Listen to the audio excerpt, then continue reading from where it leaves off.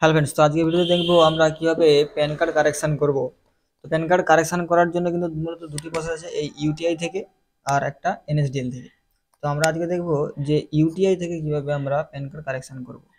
তো ইউটিআই এর ID password দিয়ে লগ ইন করার পর আমাদের ইন্টারফেস এইভাবে থাকবে। এখান থেকে চেঞ্জ অ্যান্ড কারেকশন, এই যে সেকেন্ড ফোর্থ 3 নম্বর, এখান থেকে প্যান অ্যাপ্লিকেশন, এখানে রিকোয়েস্ট ফর কারেকশন, এখানে ক্লিক করে দিতে হবে। এখানে ক্লিক করার পর এখানে ওকে ক্লিক করে দিতে হবে। ওকে ক্লিক করার পর এখানে পার্মানেন্ট অ্যাকাউন্ট নম্বর, মানে ওই আমাদের যে প্যান কার্ডটা রয়েছে, যে প্যান কার্ড আমরা কারেকশন করতে চাইছি সেটাই থাকবে। আর এখানে কিন্তু ফিজিক্যাল মোড থাকবে, ডিজিটাল মোড না, আমরা ফিজিক্যাল মোডেই করতে চাইছি।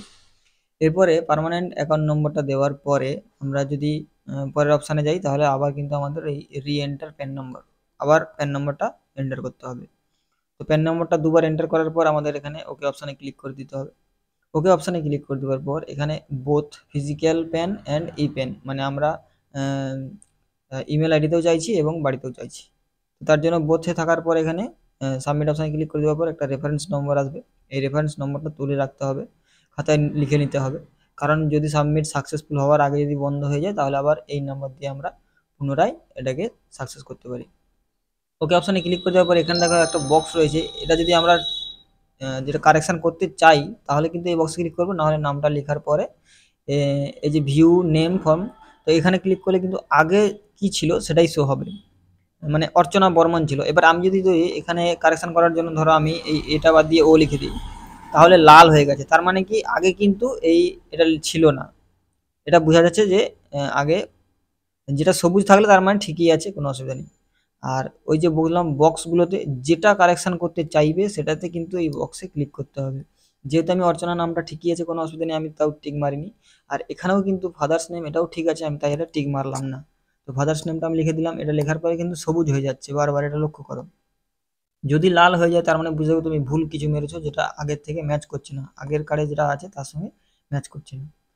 তো এটা কিন্তু সবুজ হয়েছে মানে ম্যাচ করে গেছে, কোনো অসুবিধা নেই। আর এগুলো আমাদের সব ঠিকই আছে।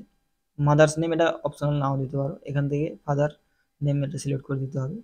এরপর ডেট অফ বার্থ, ওই ডেট অফ বার্থও যদি তুমি এডিট করতে চাও তাহলে কিন্তু তোমাকে ওই ঘরে ওই টিক চিহ্ন দিতে হবে। আর যদি তোমার থাকে, কোনো অসুবিধা না থাকে, তাহলে তুমি সেই ডেট অফ বার্থটা লিখে দিবে। এরপর জেন্ডার যেটা থাকবে, যদি ভুল হয়ে থাকে তাহলে চেঞ্জ করতে পারো, না হলে দিয়ে দিতে পারো। এটাও চেক করে নিতে পারো এইভাবে, সব কিছু ঠিকঠাক আছে। এরপর এখানে স্টেট সিলেক্ট করে নিতে হবে।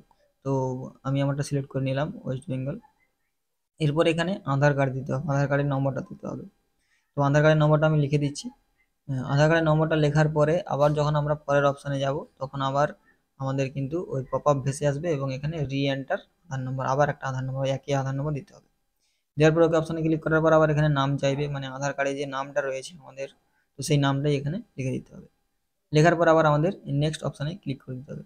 নেক্সট অপশানে ক্লিক করে দেওয়ার পর কিছুক্ষণ একটু সময় লাগবে, যদি নেটের স্পিডটা ভালো থাকে তাহলে তাড়াতাড়ি হয়ে যাবে। তো এরপর এখান থেকে আমাদের কি ডকুমেন্টসগুলো আমরা দিচ্ছি বা আগে কি দিয়েছিলাম সেগুলো শো হবে। আর এখানে প্যান কার্ডের ডকুমেন্টস স্বরূপ কী দিতে চাইছি, তো আমরা প্যান কার্ডের একটাই কপি দিতে চাইছি। তো তোমরা এখান থেকে যেটা দিতে চাইছো সেটা সিলেক্ট করে নেবে। তো আমি সবগুলোতেই আধার কার্ড রেখেছি এবং প্যান কার্ডটা স্বরূপ, মানে ডকুমেন্টস প্রমাণস্বরূপ প্যান কার্ড। এরপর নেক্সট অপশানে পেমেন্ট অপশানে ক্লিক করে দিলাম।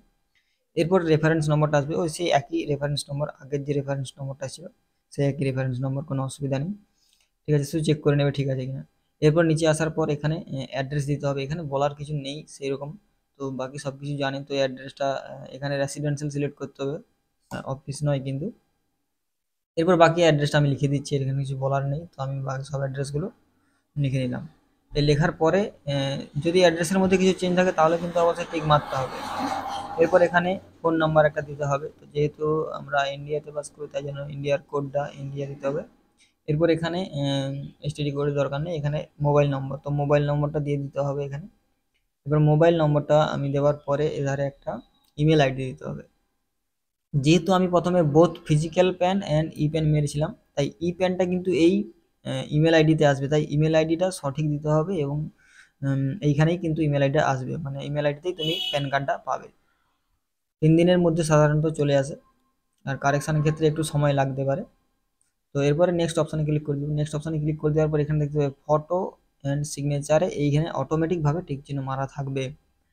আর আমার কিন্তু কারেকশান যেটা রয়েছে সেটা এই ফটোটাই কারেকশান রয়েছে, মানে ছবিটা অন্য একজনের মারা হয়ে গেছিলো, তো ভুলে পড়ে গেছিলো, তো সেটাই কিন্তু আমি কারেকশন করবো। তার জন্য আমার এই দুটো মারা আছে, মানে আমার এই দুটো কারেকশানই হয়ে যাবে। এরপরে অর্চনা বর্মন, তার নিজের নাম থাকবে। এবার এখানে হিমসেল হার্সেল, তারপর এখানে কি কটা ডকুমেন্টস আমি দিতে চাইছি, তো আমি দুটো আধার কার্ড আর প্যান কার্ডের জেরক্স, তো এটাই আমি স্ক্যান করে দেবো, তার জন্য আমি 2 লিখে দিলাম। এরপর প্লেস, কোন জায়গা থেকে করা হচ্ছে, তো সেখানে নামটা লিখে দিতে হবে, তারিখ তো থাকবে। এরপর সাবমিট অপশন ক্লিক করে দেবো। সাবমিট অপশন ক্লিক করে দেওয়ার পরে আমাদের এটা ডকুমেন্টটা সাকসেসফুলভাবে হয়ে গেছে। এবার এখান থেকে ডাউনলোড করে রাখতে পারো ফর্মটা। ডাউনলোড করার পরে ওই ফর্মটাকে প্রিন্ট আউট দেওয়ার পরে স্ক্যান করে রেডি রাখতে হবে। এরপর আবার এই হোম পেজে আসার পর চেঞ্জ, এখান থেকে ডকুমেন্ট আপলোড, এখান থেকে ক্রপ, এই ক্রপ অপশন থেকে আমি ক্রপ করে আপলোড করব ফটো আর সিগনেচার। তো এখান থেকে আমি ব্রাউজে ক্লিক করার পরে এখান থেকে আমি যে স্ক্যান করে রেখেছিলাম সেই স্ক্যানটাকে আপলোড করে দেবো, আপলোড পিডিএফ ফাইল। তো এখানে ক্লিক করার পরে আমি ওই আধার কার্ড, প্যান কার্ড আর ওই যে ডকুমেন্টসটা ডাউনলোড করেছিলাম সেটাকে একসঙ্গে আবার স্ক্যান করে এইভাবে সই আর ছবি লাগিয়ে স্ক্যান করে রেখেছিলাম। তো সেটাকে আপলোড করার পরে এইভাবে ক্রপ করে নেব, ক্রপ করে ওটাকে আমি এই ছবির জায়গায় ড্রপ করে মাউস কার্সারকে ড্রপ করে এনে রেখে দেবো, এবং সইয়ের জায়গায় আমি এই ছাপটাকেও ঠিক একইভাবে ক্রপ করে এনে বসিয়ে দেবো। তো হয়ে গেল। এরপর আমি এখানে আপলোড পিকচার অ্যান্ড সিগনেচার এখানে ক্লিক করে দেবো।